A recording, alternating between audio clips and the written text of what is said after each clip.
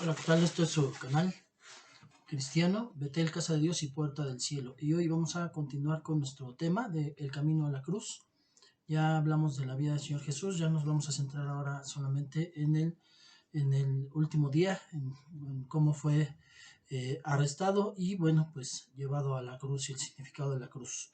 Vamos a empezar dándole la gloria a Dios en primer lugar y que Él sea el primero que nos hable por medio de Isaías 53. Dice la palabra de Dios: ¿Quién ha creído nuestro mensaje? ¿A quién se ha revelado el brazo del Señor? Creció delante de él como renuevo tierno, como raíz de tierra seca. No tiene aspecto hermoso, ni majestad para que le miremos, ni apariencia para que le deseemos. Fue despreciado y desechado de los hombres, varón de dolores, experimentado en aflicción y como uno de quien los hombres esconden el rostro. Fue despreciado y no le estimamos. Ciertamente él llevó nuestras enfermedades y cargó con nuestros dolores. Con todo, nosotros la tuvimos por azotado, por herido de Dios y afligido, mas él fue herido por nuestras transgresiones, molido por nuestras iniquidades. El castigo por nuestra paz cayó sobre él, y por sus heridas hemos sido sanados. Todos nosotros nos descarriamos como ovejas, nos apartamos cada cual por su camino. Pero el Señor hizo que cayera sobre él la iniquidad de todos nosotros. Fue oprimido y afligido, pero no abrió su boca. Como cordero que es llevado al matadero y como oveja que ante sus trasquiladores permanece muda, no abrió él su boca. Por opresión y juicio fue quitado. Y en cuanto a su generación, ¿quién tuvo en cuenta que él fuera contado a la tierra a los vivientes? Por la transgresión de mi pueblo, a quien correspondía la herida, se dispuso con los impíos su sepultura, pero con el rico fue en su muerte, aunque no había hecho violencia, ni había engaño en su boca. Pero quiso el Señor quebrantarle, sometiéndole a padecimiento. Cuando él se entregue a sí mismo como ofrenda de expiación, verá a su descendencia, prolongará sus días, y la voluntad del Señor en su mano prosperará.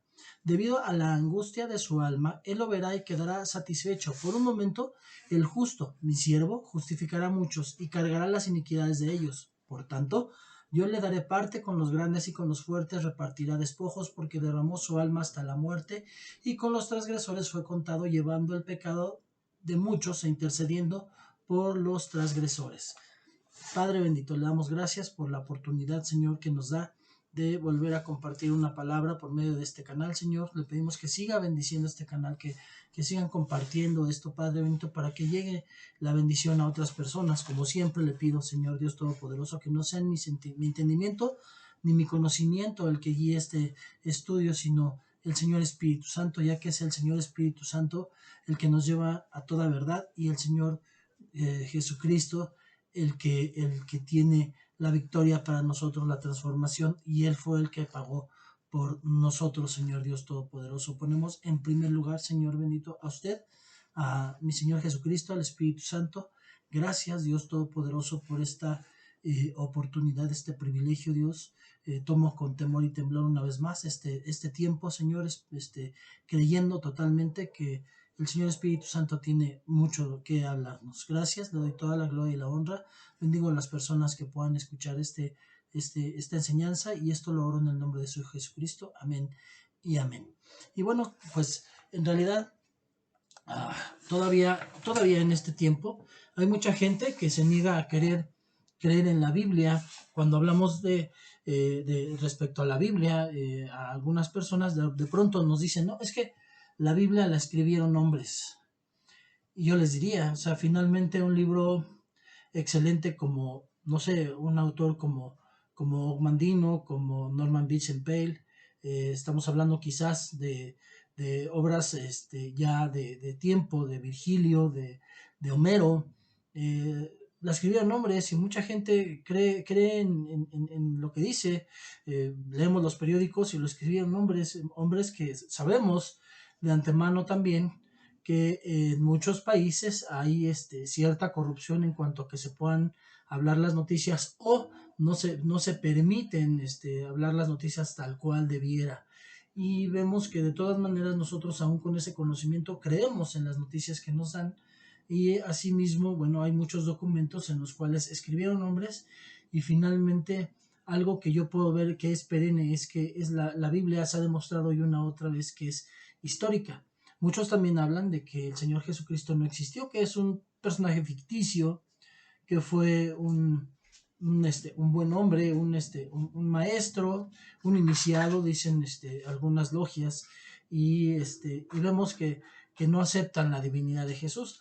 Pero en cuanto a precisamente hablar de documentos, los documentos que se encontraron en el Mar Muerto, los documentos de Qumrán, tienen pues suficientes copias como para darle una confianza, y todo el material que existe respecto a la Biblia, los 66 libros de la Biblia, históricamente, podemos ver que si hacemos un comparativo, de hecho, de Homero, hay muy pocas copias y realmente no se tiene la certeza de que haya sido Homero el que escribió la Ilíada y la Odisea, y sin embargo, históricamente se acepta. Y hay otros documentos, otros tantos documentos que tienen pocas o menos copias que lo que es simplemente solo el Nuevo Testamento. Y, y por cierta cantidad de copias y antigüedad, es por lo que los científicos y los arqueólogos aceptan como un hecho histórico, algo que están marcando como tal. Y vemos que muchas veces sobrepasa eso histórico y arqueológico los documentos que existen solo del Nuevo Testamento, sin hablar del Antiguo, que la fidelidad la vemos por la forma en que los escribas transcribían las enseñanzas. Los escribas tenían que ser muy fieles al pasar de un pergamino al otro, lo que era la Torá y bueno, el Tanaj. Y en este caso, si ellos cometían un error de una letra, una forma, tenían que tirar el documento y volver a empezar, y tenía que ser con una santidad. Ellos estaban en ayuno, en oración, no podían tener ni un error, y la fidelidad que tenía el documento le daba el valor de auténtico. ¿Por qué? Porque en ese tiempo no había medios como hoy existen de poder cuidar un documento y que se preserve para generaciones, y entonces se iba descuidando, se iba haciendo viejo, se iba dañando el documento, y obviamente tenía que haber una transcripción, y tenemos la seguridad de que hasta nosotros ha llegado el Antiguo Testamento de una manera fiel. Hoy sí existen, es verdad, ya algunas corrientes ideológicas que han dañado el contexto de la Biblia y le han cambiado a sus propias conveniencias, pero la misma Biblia habla de que la maldición que existe para aquel que pueda escribir una tilde o un punto de más de lo que está escrito. En realidad, también tenemos que entender que la separación que existe de capítulo y versículo no existe en la Biblia. Realmente fue hecha para nuestra facilidad, pero no es parte de la Biblia. Por eso vemos que en algunas partes, de hecho, hay historias que nos la cortan al ponerle un subtítulo, al ponerle un cambio de capítulo, y realmente es una historia corrida. O hay otras partes en donde vemos que se corta una historia y empieza otra, y no hay una separación de capítulo y versículo, porque bueno, lo hicieron hombres, tiene ciertos errores y puede tenerlos, porque eso no es parte de la Biblia. Lo que es parte de la Biblia realmente es lo que escribieron los escribanos sin versículo y capítulo.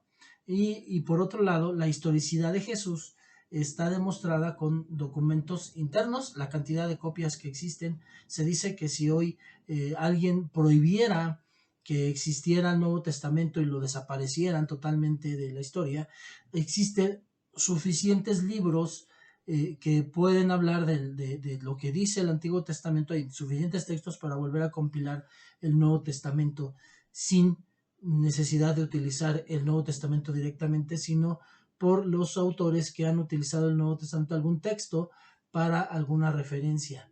Además, vemos que historiadores, tanto como Flavio Josefo, que fue un historiador judío que no fue cristiano, él habla en algunos pasajes de la escritura del Señor Jesucristo. Los judíos nunca han puesto en duda la vida del Señor Jesucristo. Lo que ponen en duda es la resurrección, y dice la misma Biblia que ellos se engañaron y pagaron a los soldados para que se difundiera el rumor de que los discípulos habían robado el cuerpo, pero en realidad ellos nunca han puesto en duda la existencia del Señor Jesucristo. Entonces, todo esto nos lleva a entender que el Señor Jesucristo es histórico, es real, y obviamente también existen las suficientes copias y la suficiente historicidad las pruebas históricas para demostrar que también la resurrección del Señor fue real, que no es algo ficticio, no es algo irreal, y solamente alguien que no conoce esos documentos y no conoce el trasfondo histórico, la evidencia interna y externa respecto a la Biblia, puede poner en duda la Biblia. Bueno, dicho esto, empezamos precisamente y ya asentándonos en el aspecto de ya no tenemos ninguna duda de que existió el Señor Jesucristo y que llegó a la cruz. Bueno, vamos a ver algunas partes del pasaje de algunas cosas que también nos han quizás platicado de alguna manera errónea o tratando de ponerle florecitas a algunas cosas. Vemos que desde Isaías, que escribió en el Antiguo Testamento y habló del Señor Jesucristo, dice que el Señor quiso quebrantarle sometiéndole a padecimiento. ¿Por qué quiso? No porque quisiera verlo sufrir, porque en realidad el Señor no quería verlo sufrir, sino que entendemos que no había ni un solo hombre que pudiera hacer el sacrificio perfecto. El Antiguo Testamento hablaba, la palabra precisamente que habla de expiación es solamente, perdón, de redención, de perdón, solamente habla de cubrir pecados, no de quitarlos, no de que no había forma, todavía no estaban pagados esos pecados, y entonces en el Antiguo Testamento solamente se cubrían, y hasta que se hizo el sacrificio perfecto, pero no hay sacrificio sin sangre, dice Pablo. Entonces ellos hacían sacrificio de corderos, pero no eran perdonados realmente los pecados, sino solo cubiertos hasta que viniera el día en que se revelara el Señor Jesucristo. ¿Por qué? Porque al no haber ningún hombre perfecto que pudiera hacer ese sacrificio, el Señor mismo decidió bajar. Y dice que el Señor, el Padre, que hizo quebrantarle sometiéndole a padecimiento. Cuando Él se entrega a sí mismo como ofrenda de expiación, obviamente Isaías está hablando desde el Antiguo Testamento, entonces lo está hablando a futuro, para nosotros es pasado. Dice, verá su descendencia. ¿De qué descendencia habla? Bueno, pues de los hijos de Dios, que hoy formamos parte de la familia de la Iglesia de Cristo. Prolongará sus días. ¿Qué quiere decir esto? Que Él se entregó a sí mismo como ofrenda de expiación, Él muere en esa expiación y prolonga sus días. Está hablando aquí de la resurrección, y la voluntad del Señor en su mano prosperará. Debido a la angustia de su alma, Él lo verá y quedará satisfecho.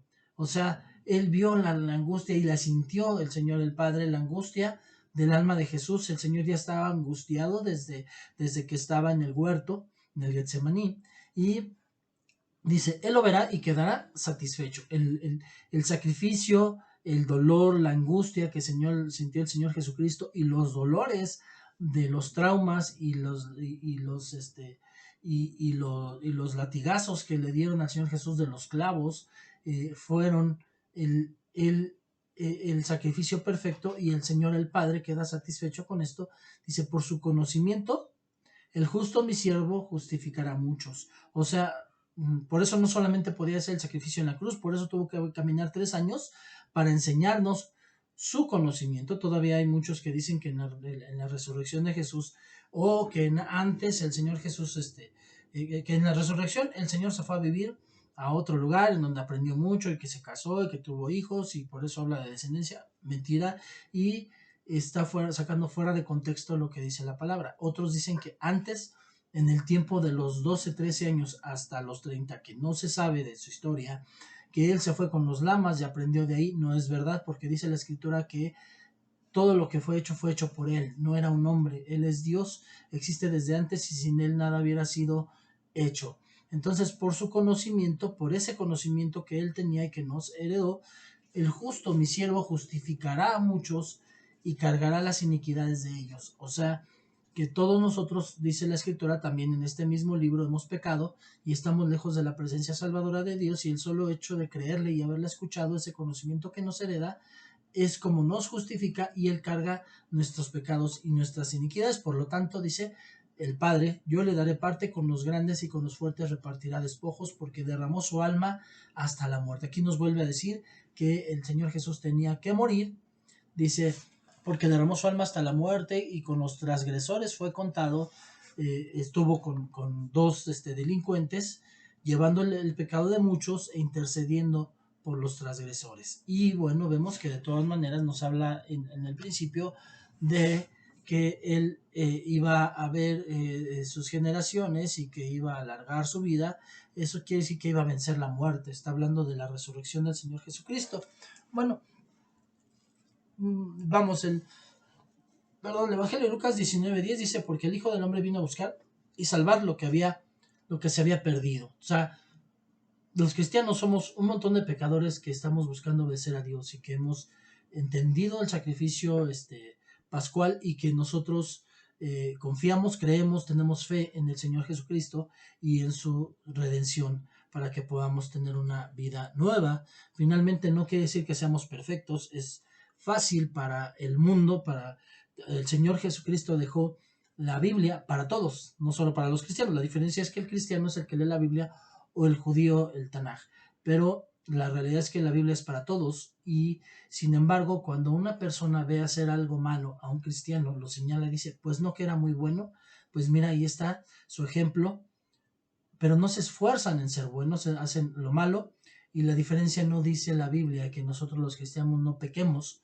sino que nosotros no nos ejercitamos en pecar, o sea, no practicamos el pecado. ¿Qué quiere decir esto? Una persona que hace ejercicio 8 horas diarias, que tiene una dieta, que se cuida, es un deportista, pero una persona que hace ejercicio una vez a la semana o 2 días a la semana, 1 hora, es una persona sana, pero no es un deportista. Son cosas muy distintas. El pecador lo hace por deporte, no le duele, no lo piensa, no lo medita, no le afecta y no entiende que está lastimando al Señor Jesucristo con su pecado.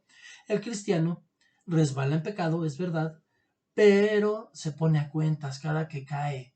Tampoco lo hace a cada rato, no lo hace diario, ni lo hace nada más porque sí, y se da cuenta de que hizo lo malo y aunque la gente le señale y le juzgue, él, como hijo de Dios, se pone a cuentas y no le tiene que estar diciendo a nadie que ya se puso a cuentas con Dios, que se arrepintió, que le dolió lo que hizo y que todavía se está esforzando en ser mejor por el Señor Jesucristo, pero dice la Escritura que nunca vamos a alcanzar la estatura del varón perfecto hasta que lleguemos al cielo. En el cielo sí va a haber una iglesia perfecta. Aquí en la tierra muchos se van de la iglesia porque dicen, es que me hizo, es que ve eso, y de eso que dicen que son cristianos. Nadie dijo que la iglesia iba a ser perfecta. En la iglesia hay personas que van de infiltrados para buscar tirar la iglesia. Hay personas que no son cristianas, pero que están tratando de serlo. Hay personas que ya se convirtieron, que ya tienen el sello del Espíritu Santo, pero que están en un proceso y en el cual, como nos tiene que reeducar el Evangelio, todavía hacen muchas cosas incorrectas y los verdaderos hijos de Dios, que aun cuando pecan, no lo hacen a cada momento y les duele el peso de pecado y cambian y se han transformado, se dejan transformar por el Señor Jesucristo. Entonces, eso es lo que hace la diferencia en la iglesia. En la iglesia entonces hay diferentes tipos de personas, no todos son verdaderos hijos de Dios, algunos van a alcanzar a hacerlo, pero todavía no lo son y otros sí lo son, pero ni uno solo es perfecto. No hay uno solo que sea perfecto, sino que buscamos cada día perfeccionarnos y el Señor lo que ve es nuestro esfuerzo, no nuestra perfección, porque no hay ningún cristiano que no peque, aún así sea un apóstol, un pastor, un evangelista, un maestro,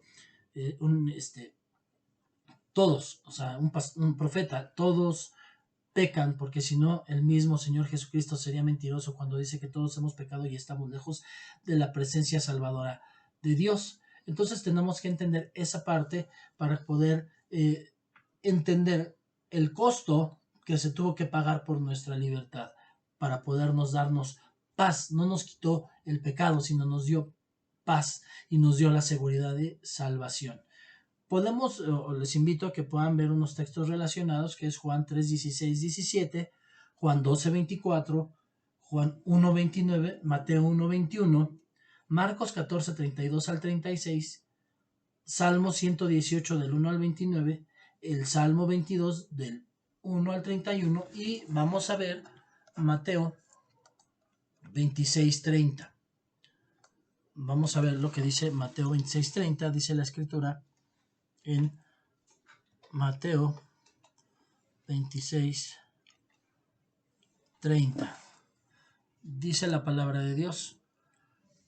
Y después de cantar un himno, salieron hacia el monte de los olivos. Ellos acababan la Santa Cena y salieron hacia el monte de los olivos, donde el Señor Jesús empezó a orar y donde empezó. Aquí es el punto donde empieza la angustia del Señor Jesús.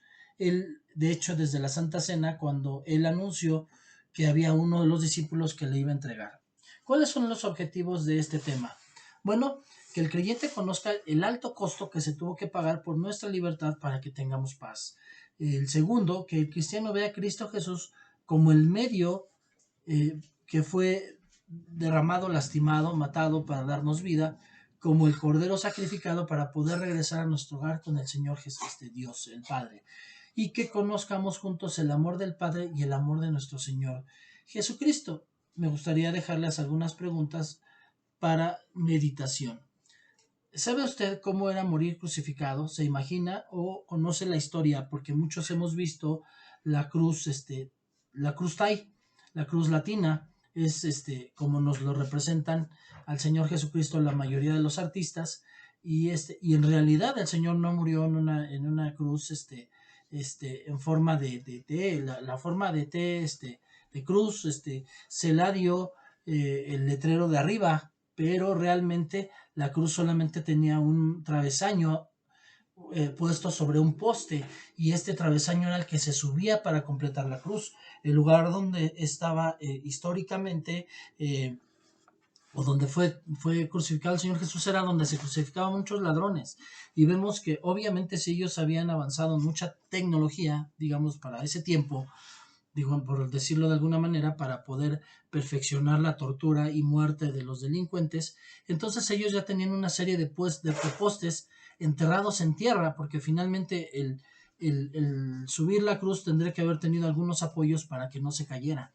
Entonces los postes realmente ya estaban enterrados hacia abajo para que ni siquiera bailaran, estuvieran bien firmes, estaba ya eso hecho previo, y lo único que se ponía era el travesaño, que era el que realmente cargaba. Por eso dice en muchas versiones el madero, no dice que él cargó la cruz, sino un madero que iba cargando en sus espaldas, amarrado hacia sus muñecas, iba atravesado en los hombros, y obviamente al ir caminando no iba tampoco liso como ahora nos lo muestran también los artistas, sino que era un pedazo de madera que estaba astillada, y que él al moverse se astillaba las partes ya laceradas por los latigazos.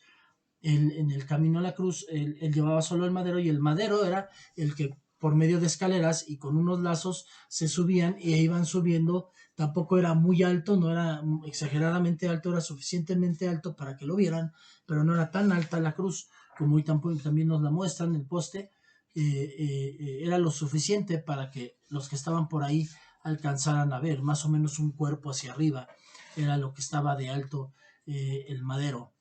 Y bueno, entonces, pocos conocen y entienden lo que es realmente morir crucificado. ¿Conoce usted qué tipos de personas eran enviadas a la cruz?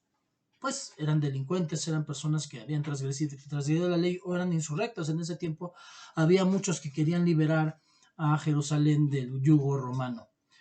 ¿Usted iría a la cruz por alguien? Es un hecho que es difícil. Tenemos que, porque hoy podríamos pensar, no, yo sí lo hubiera hecho, pero en realidad ni siquiera somos agradecidos con lo que hizo Jesús. Muchos de nosotros, como dice la alabanza de Jesús Adrián Romero, dice, si yo hubiera estado ahí, si yo no hubiera hecho, pero dice, pero yo estuve ahí y en realidad yo fui el que te crucifica. ¿Por qué? Porque con nuestras acciones, con nuestra forma, nuestra manera de vivir imperfecta, cada día nosotros volvemos al Señor a crucificarlo en la cruz. ¿Y por qué cree que el Señor Jesús tomó el camino a la cruz? Bueno, lo decíamos, en realidad es porque no había quien hiciera eso en la tierra, y realmente no había salvación para el ser humano, ya estaba perdido.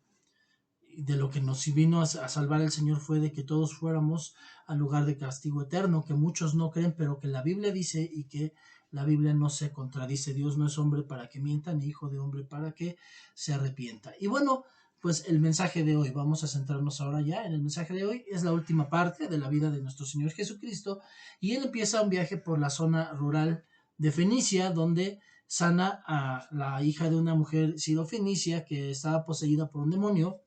Eso lo vemos en Mateo 15, del 21 al 28, y después en Dalmanuta alimenta a otras 4,000 personas. ¿Por qué digo a otras? Porque hay dos pasajes en los cuales vemos la multiplicación. Marcos 8, 9 y Marcos 8, 9 y 10, y en otro pasaje vemos, pero en este ya fue en los últimos días. Muy al norte del país, en las áreas donde estaban las aldeas de Cesarea de Filipo, Pedro recibió una revelación. de Dios acerca de que Jesús es el Cristo. Y se lo dice en ese momento, y enseguida, después de que Pedro hace la revelación, Jesús empieza a anunciar la muerte. Inmediatamente en que sucede la revelación, empieza a anunciar su muerte el Señor Jesucristo. Esto lo vemos en Marcos 8, 27 al 31. Cerca de ahí, al pie del monte Hermón, Cristo se transfigura y solamente estaban 3 de sus discípulos. Solamente faltó uno de sus más cercanos, estaban en ese momento Pedro, Juan y Jacobo. Faltó Andrés, que eran de los 4 más cercanos, solamente estaban 3 cuando él hace la transfiguración.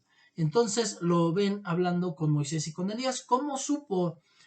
¿Cómo supieron los 3 discípulos que eran Moisés y Elías si ellos no los conocían? Bueno, hay un conocimiento por conciencia del cual nos habla Pablo en la carta a los Romanos, en la cual también nos dice que algunas personas, no muchas, pero algunas personas que pueden ser aún más hasta respetuosas de Dios sin conocer el Evangelio, pueden ser salvas solamente por esa conciencia. Entonces ese conocimiento de conciencia es el que también nos va a llevar en el cielo.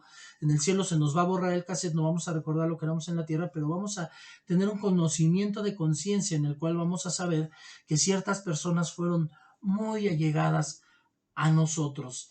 Entonces, sobre esta parte, ese conocimiento de conciencia es el que les permitió a Pedro, Juan y Jacobo, que obviamente es una revelación del Espíritu Santo, entender que quien hablaba con el Señor Jesús eran Moisés y Elías. No eran fantasmas, eran los verdaderos Moisés y Elías que nos muestran y nos estaban mostrando que había una vida eterna. Y para que entendieran los discípulos que el Señor Jesús, si moría, el Señor Dios, el Padre, dijo que Él es el Padre de la vida, y obviamente nadie que esté con el Padre va a morir. Entonces, los vemos que esta plática con Moisés y Elías, la transfiguración, les habla acerca del regreso a Jerusalén. Eso lo vemos en Lucas 9, 28 al 36. Regresan a Cafarnaúm. Y en ese otoño Jesús dejaría Galilea por última vez. Camino hacia el sur de Jerusalén para asistir a la fiesta de los tabernáculos, Jesús nos mostró que también él era respetuoso de las fiestas de los judíos en los últimos días de octubre. ¿Por qué? Porque nació judío, no porque fuera tradicionalista o porque nos fuera a heredar al cristiano esas costumbres, sino porque él cumplió a la perfección la ley para que nosotros le diéramos su verdadero significado. Entonces Jesús se despedía de la tierra de su infancia y de su juventud para volver al Padre. Únicamente Juan el apóstol relata los últimos días de Jesús con su familia en la tierra, y podemos ver que su relación con ellos no fue muy buena. De hecho, sus hermanos de Jesús pensaban que él estaba loco, en una de las escrituras lo dice, pero vemos que precisamente esos que lo creían loco una vez que fue resucitado, dos de ellos, uno de ellos de hecho pasó a ser el líder de la iglesia cristiana, y dos de ellos, que obviamente es el mismo líder, y otro son los que escriben las cartas que tenemos ahora de Santiago o Jacobo, y la carta de Judas. No es Judas el Tadeo, que era uno de los apóstoles, y obvio tampoco es Judas el traidor, porque él no regresó ni fue redimido. Es Judas, el hermano de Jesús, y Santiago, hermano de Jesús.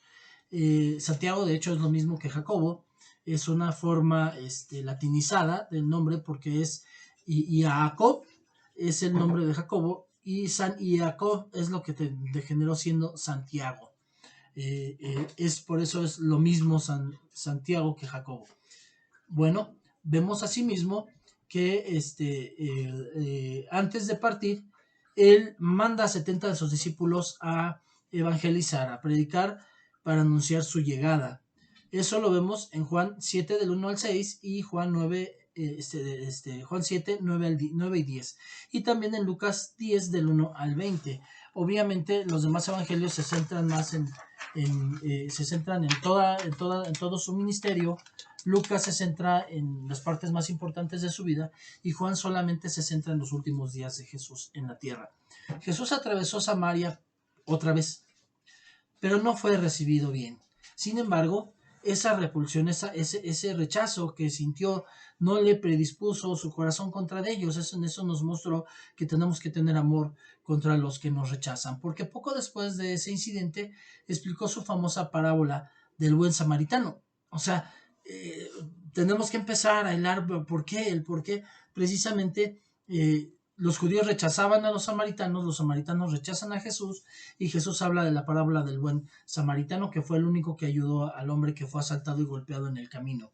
Entonces él estaba reforzando la idea de que aún a los que nos rechazan, aún a nuestros enemigos, tenemos que amarles. Su primera parada para llegar a la capital fue Betania. En la casa de su amigo Lázaro, ya resucitado, comió con él, con Marta y con María, en donde obtenía el cariño que lo arropaba hacia lo que se venía. En la fiesta de los tabernáculos, que dura 8 días, el último día, Cristo se puso de pie y gritó: si alguno tiene sed, venga a mí y beba. Juan 7, 37 al 39. Aquí vemos a Jesús en el ojo del huracán, siendo el foco de atención total. Él era la respuesta al vacío existencial de los hombres. Al día siguiente vino el suceso de la mujer adúltera, y poco después del ciego de nacimiento. Son dos enseñanzas poderosas, ya que en la mujer adúltera el Señor estaba escribiendo en el piso. Muchos han sacado sus teorías no reveladas por el Espíritu Santo respecto a qué escribía en el piso. No se sabe en realidad qué escribió, pero vemos que él les hizo redarguir su corazón, porque en realidad cuando una persona era acusada de adulterio tenía que entregarse a los dos adúlteros. Por supuesto, ella no fue adúltera sola, sino que tuvo que haber estado con un hombre. Nunca explica la Biblia si fue ella la que era la amante del hombre que estaba casado, o si el hombre era el amante de una mujer casada. Pero lo que sí sé es que si finalmente solamente la presentaron a ella para trampar a Jesús y no presentaron al otro varón, el otro varón tuvo que haber sido un varón que tuviera algún puesto, quizás político o religioso importante en ese momento, que era una persona importante, y por eso no lo presentaron. Y ahí fue donde les ardió el corazón a las personas, cuando el Señor dijo: el que esté libre de pecado, que tire la primera piedra. Y ellos sabían que si lanzaban la primera piedra, el primer pecado del cual los iba a juzgar el Señor era por haber solamente presentado a la mujer y no al hombre que había estado en adulterio. Para que haya un adulterio tienen que haber dos personas, y las dos personas son las que tienen que pagar las consecuencias de ello. Entonces el Señor Jesús, aquí vemos esa parte. Y bueno, también vemos cuando sana al ciego de nacimiento, y el alboroto crecía en su vida, pero su vida terrena llegaba a su fin. Estos pasajes los vemos en Juan 8 del 1 al 11 y Juan 9 del 1 al 14. Jesús pasó cerca de 2 meses en Jerusalén o en sus alrededores, descansando a veces en la compañía de Lázaro y de sus hermanas en Betania. Durante el invierno aún estaba en Jerusalén en la fiesta de la dedicación. Eso lo vemos en Juan 10, 22 al 42. Él siempre a las fiestas iba a Jerusalén. A finales del año viejo, a Perea, a un lado del Jordán, desde donde se enteró de que Lázaro se estaba muriendo. Cuando Jesús llegó, lo encontró muerto, pero Lázaro resucitó después de la orden de Jesús. Eso le trajo más fama y la completa atención de todos.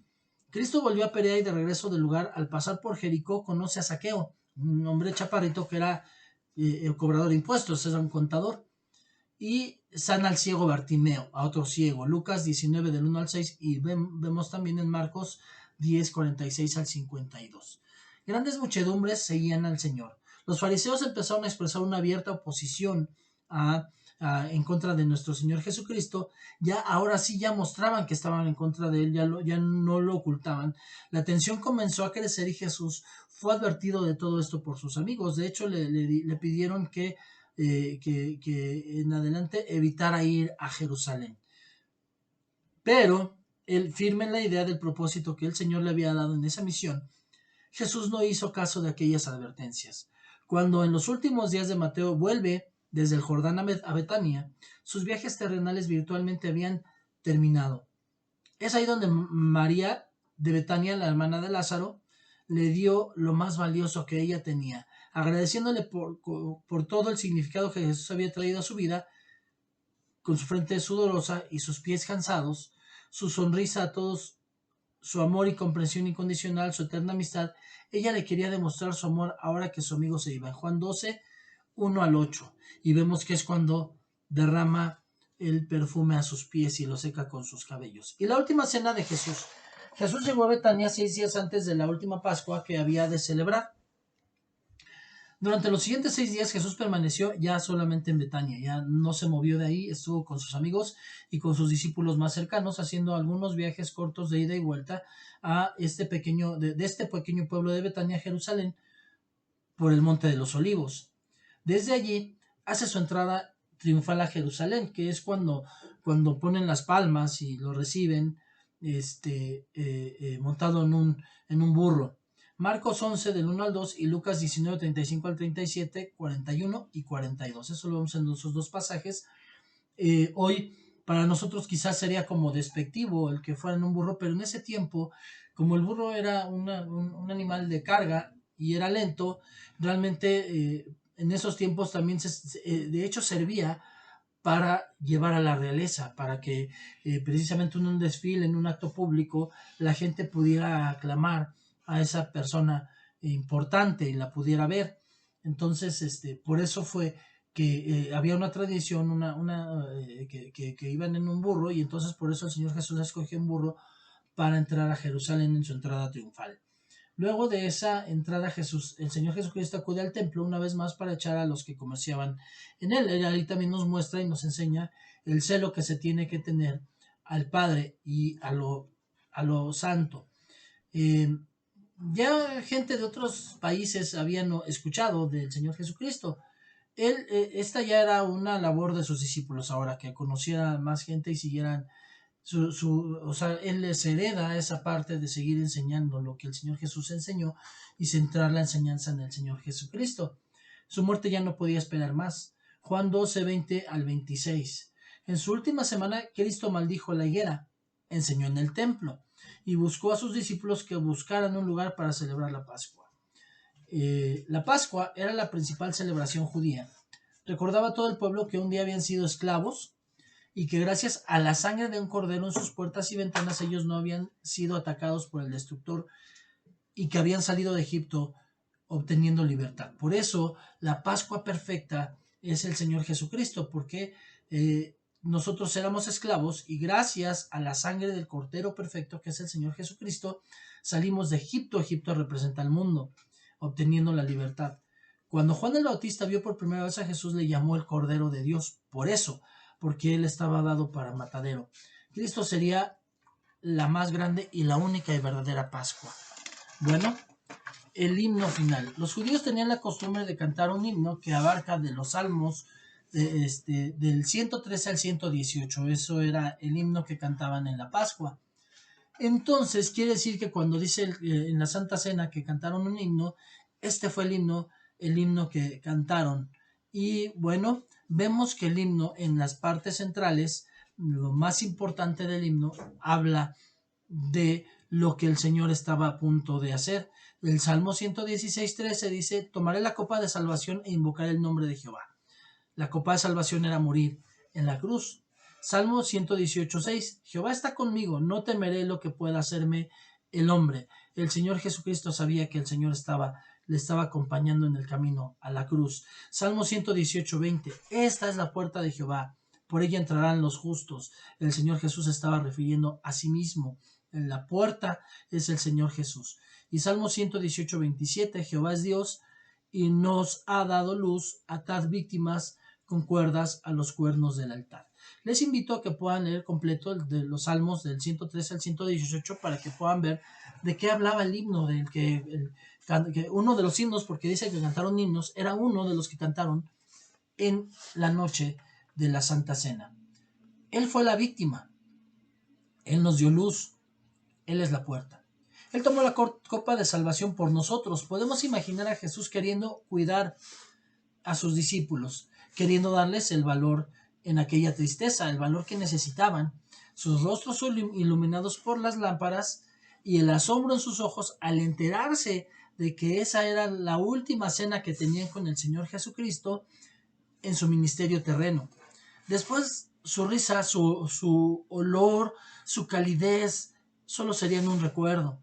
Y mientras la serpiente preparaba su mordida, Cristo los amó hasta el fin, lavándole los pies con aprecio y dejando una enseñanza a sí mismo por medio de. Así, en medio de la noche más oscura, les dejó a todos su más grande mandamiento: que nos amemos los unos a los otros como Él nos amó. Y dijo: En esto la gente verán verdaderamente que son mis discípulos, en que se amen los unos a los otros como yo los he amado. Entonces el verdadero Hijo de Dios, esa es la verdadera prueba de que es verdadero Hijo de Dios, cuando ama a su prójimo, no como en el Antiguo Testamento estaba en la ley, que dice amarás a tu prójimo como a ti mismo. Hay muchas personas que ni se saben amar a sí mismos, ¿cómo van a amar a los demás? El Señor Jesús en su mandamiento nuevo dice, les dejo ese mandamiento antiguo que acabo de decir, dice, pero ahora les doy un mandamiento nuevo. Amen a los otros como yo les he amado a ustedes. Ya no como yo me amo a mí, sino como el Señor Jesús me ama a mí. Es como yo tengo que... Y esa es la verdadera prueba del cristiano, cuando nosotros amamos al prójimo. Y el prójimo no solamente es el hermano de la iglesia, sino unas personas incrédulas, los no creyentes, también son el prójimo. Y entonces nosotros tenemos que amar a todas esas personas como el Señor Jesucristo nos ama. Esa es la prueba del verdadero discípulo. Ajá. Y en Juan 13:1 dice que antes de la fiesta de la Pascua, sabiendo Jesús que su hora había llegado para que pasase de este mundo, obviamente, al Padre, como había amado a los suyos que estaban en el mundo, los amó hasta el fin. Entonces los discípulos cantaron los himnos que cantaba toda la nación. Hicieron lo mismo que hacía toda la nación ese día, el día de la Pascua, y que entonaban desde que eran niños. Ellos se lo sabían, no es algo nuevo. Es como cuando íbamos a la iglesia, los que ya llevamos un tiempo y ponen una alabanza, y yo ya me la sé, y yo ya no tengo que ver hacia las pantallas para ver la letra, porque yo ya es algo que ya está en mis venas, ya es algo parte de mí, y es una forma de decirle al Señor gracias, es una forma de decirle te amo, te alabo, le alabo Señor Jesús. Imagine usted a Jesús mirándolos en ese momento, lleno de amor, viendo cómo ellos cantaban esas palabras. Él lo haría por ellos y por todos nosotros, las palabras que dicen ahí. Bueno, vamos a las preguntas finales. ¿Qué piensa usted del amor de Jesús? ¿Qué opina acerca del mandamiento de Cristo que nos pide amarnos con ese mismo amor? ¿Qué opina usted de la mujer que vertió ese perfume del cual hablamos ya, tan caro sobre el Señor Jesucristo? ¿Qué siente usted por el Señor Jesucristo? Y bueno, pues la parte de la aplicación de esta enseñanza es que tenemos que amar a Jesús conmovidos por el amor que nos tuvo y nos tiene. Y bueno, el punto que ahora hablamos del segundo mandamiento, que ya no es como en el Antiguo Testamento de amar al prójimo como a mí mismo, sino amarlo como el Señor me ama. Amémonos con esa misma compasión y misericordia unos a otros.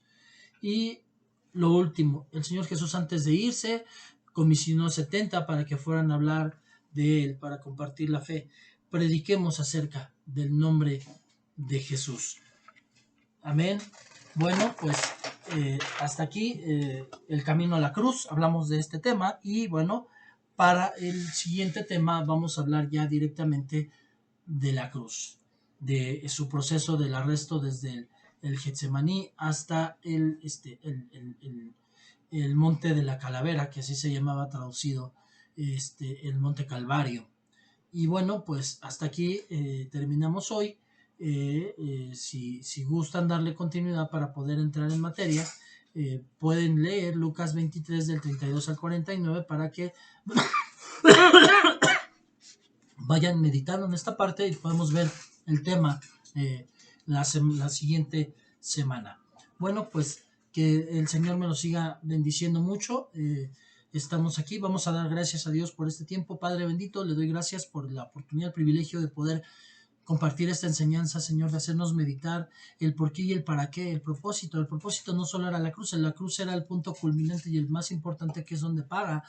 Pero antes de pagar por cada uno de nosotros para que fuéramos redimidos, usted llevó un proceso para que por su conocimiento nosotros pudiéramos ser justificados, para poder ser perdonados. Gracias, Señor Dios Todopoderoso. Le damos toda la gloria y la honra. Le pido, Señor, que siga bendiciendo este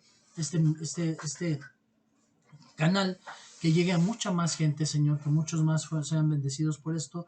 Le damos toda la gloria y la honra y todo esto se lo damos en el nombre de su Hijo, mi Señor Jesucristo. Amén y amén. Bueno, pues por hoy terminamos. Les pido como siempre que me regalen un like, que puedan compartir este video para que otros también puedan acceder a esta bendición, y les pido que me regalen un comentario, y también si tienen ustedes ideas de algún tema que quisieran escuchar, por supuesto, vamos a leer los comentarios y vamos a estar respondiéndolos, y vamos a hacer videos al respecto de temas que ustedes nos sugieran. Bueno, pues chao, que Dios me los bendiga, nos vemos en la próxima.